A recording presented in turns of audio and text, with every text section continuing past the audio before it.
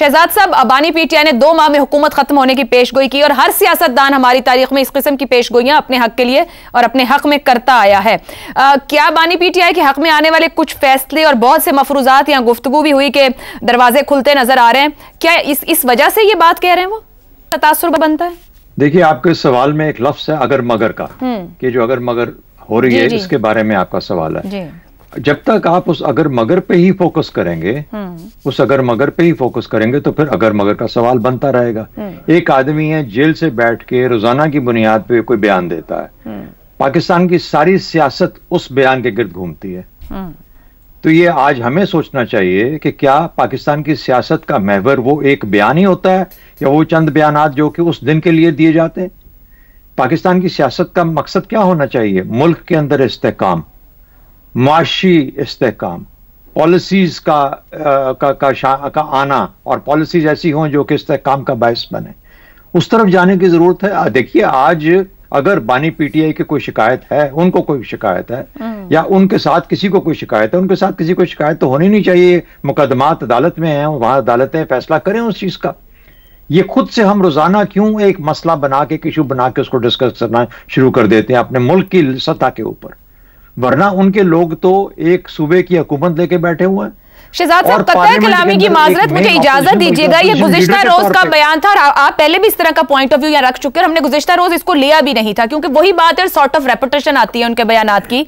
मगर गुज़िश्ता रोज के उनके बयान के बाद से वजीर आजम, वजीर आला, हुकूमती जमात के वज़रा, हुकूमती जमात के लोग सब के सब उसी बयान को रिस्पॉन्ड कर रहे हैं। तो इसका मतलब है कि इस मामले को हल किए बगैर जब आके हर बंदा बता रहा है कि 9 मई से कोई आगे जाने को तैयार नहीं, तो मुल्क आगे कैसे जाएगा अगर इस बात ने एड्रेस नहीं होना? मेरा ख्याल है कि मैं जो मैं बात कर रहा हूं वो अपने इन्हीं लोगों से एड्रेस कर रहा हूं।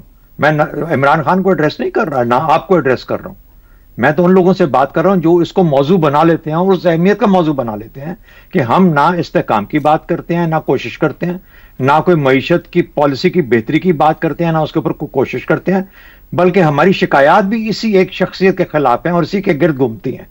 जहां पर वज़ीर आज़म खड़ा होकर ये कह दे कि मेरी पजीराई नहीं है या मेरी खिदमत की पजीराई नहीं है, तो फिर इसका मतलब यह है कि उसके भी दिमाग में एक ही चीज घूम रही है।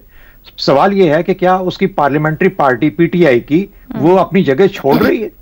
नहीं छोड़ रही ना। सूबे की हुकूमत छोड़ रही है? नहीं छोड़ रही ना। इसका मतलब वो सियासत का एक हिस्सा है, सियासी अमल का एक हिस्सा है। तो मैं उस सियासी अमल के हिस्से को ज्यादा पजीराई दूं या एक शख्स की बातचीत को पजीराई दूं?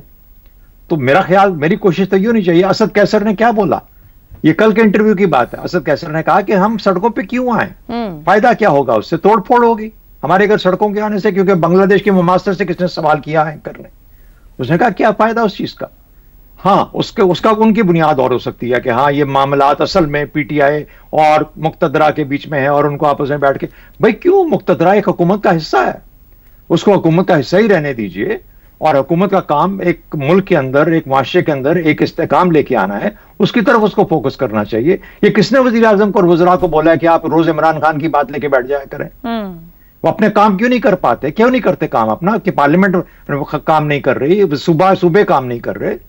तो मेरा अपना ख्याल यह है कि क्योंकि हमने असल में वो ट्रक की बत्ती के पीछे पूरी कौम को लगाया हुआ, अपने फेलियर्स, अपने जो कमजोरियां हैं, अपने फेलियर्स को बचाने की खातिर इस पूरी कौम को ट्रक की बत्ती, और ट्रक की बत्ती इस वक्त इमरान खान है, जिसने शायद अपने पीछे भी एक पाइड पाइपर की तरह कुछ हिस्सों को लगाया हुआ है और हमने भी उसको ट्रक की बत्ती बना के उसके पीछे तो पूरी कौम को लगाया हुआ है। बांग्लादेश में क्या हुआ? बांग्लादेश में खालिदा जिया के लिए लोग नहीं बाहर निकले। अवामी रद्द-ए-अमल को पजीराई क्यों हुई? क्योंकि एक ऐसी हुकूमत थी जो कि अमूमी तौर पर समझा जा रहा था, बावजूद इसके कि तरक्की कितनी थी, समझा जा रहा था कि हमारा इस्तेसाल हो रहा है, आम आदमी का इस्तेसाल हो रहा है, 30% कोटा किसी को दे दिया गया, हमारे मेरिट के ऊपर बेस करके हमें हमारे हकूक नहीं दिए जा रहे।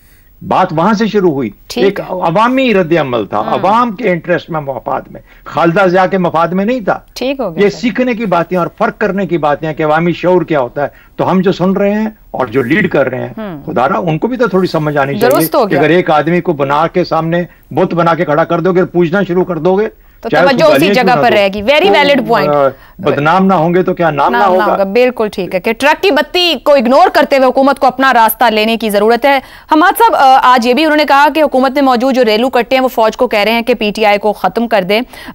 उनके बयान के बाद से नून लीग के लोग भी थोड़ी थोड़ी देर बाद आकर याद करवाते हैं कि सानिया 9 मई बहुत बड़ा मामला है। ये याद दहानी कराने की क्या हुकूमत को और नून लीग को जरूरत है? अगर मामला अदालतों में है या किसी जगह पर कोई है तो वहां सेटल होंगे। हुकूमत का क्या लेना देना इस पूरे मामले में? हुकूमत का लेना देना तो यही है ना कि वो समझते हैं कि उनकी सियासत इससे इस्तेहकाम पकड़ती है, यानी अगर मुक्तदरा के और इमरान खान के ताल्लुकात बहाल हो जाएं तो उन्हें एक अंदेशा लाहक हो जाएगा कि शायद इससे वो दोबारा सियासत में अपनी जगह बनाना शुरू कर देंगे। तो ये तो एक फितरी बात है। इसी तरह पहले भी होता था, जब इमरान खान सेम पेज पर थे तो उनकी भी मुसलसल कोशिश होती थी कि इन लोगों के आपस में रवाबित बहाल ना हो। तो ये तो एक सियासी मसला। अच्छा, अब आप आ जाइए मेन बात की तरफ, जो आपने कहा गैर लचकदार रवैये। ये एक बड़ी अहम तरीन मेरा ख्याल आपने फ्रेज यूज़ किया है और इसी के ऊपर ये सारा मामला खड़ा है।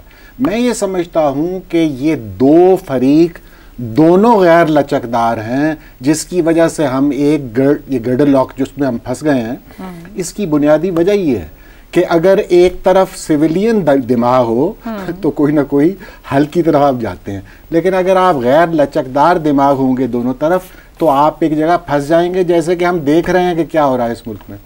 अब इमरान खान साहब का मामला ये है कि उनका अग्रेशन जो है सारी ज़िंदगी उसने पे ऑफ किया है। उन्होंने कामयाबियां समेटी हैं। उन्होंने क्रिकेटर के तौर पे हम सब जानते हैं कि बतौर क्रिकेटर भी या बतौर कप्तान भी उन्होंने मुसलसल कामयाबियां हासिल की, अग्रेशन की वजह से, अपने हॉकिश एटीट्यूड की वजह से। ठीक हो गया। लेकिन सियासत बहरहाल एक मुख्तलिफ खेल है, यानी इसके लिए खेल का लफ्ज़ तो हम ऐसे ही बोल देते हैं, सब मैनर ऑफ स्पीच। ये कोई खेल नहीं है। ये सियासत में तो आपको एक दो कदम आगे के बाद एक कदम पीछे भी तो लेना पड़ता है, इसका हल निकालना पड़ता है कोई। मैं हमेशा इसकी मिसाल देता हूँ कि एक भैंसा आपकी तरफ भाग रहा है तो आप भैंसे को टक्कर मार देंगे, आपका सर फट जाएगा, आप लहू लुहान हो जाएंगे, जो कि हम देख भी रहे हैं कि ये क्या मामलात हो रहे हैं। इसमें एक मैटाडोर की भी तो पॉलिसी होती है कि आप एक तरीके से, एक करीने से एक रास्ता निकालते हैं, और ये कोई पहली दफ़ा तो नहीं होगा, इस मुल्क में बहुत दफ़ा रास्ता निकाला गया इस तरह। सियासतदानों ने पहले भी तो रास्ता निकाला है ना, कोई तरीका बनाते हैं, हम उसे डील नहीं कहते। ये जो इस सूरत हाल में क़त्ल कलामी की माज़रत रास्ता कौन निकालेगा? अगर दोनों ही जानिब ये हैं तो किरदार किसका होगा? मैं यही अर्ज कर रहा हूँ कि ये जिम्मेदारी जो है, अगर आप माजी पर नज़र डालें तो ये सियासतदान जो हैं उनकी जिम्मेदारी समझी जाती है, सिर्फ उनकी नहीं होती वैसे ये। लेकिन सियासतदान क्योंकि लचकदार होते हैं अपने रवैयों में, इसलिए ये समझा जाता है। जैसे अब ये फरमा रहे हैं ना, इमरान खान ने कहा कि डील नहीं करेंगे, डील वो करता है जिसने जुर्म किया, और नहीं, ये गलत बात है। डील का लफ्ज़ यहाँ से निकाल दें तो आप इसे अफहाम व तफहीम कह लें।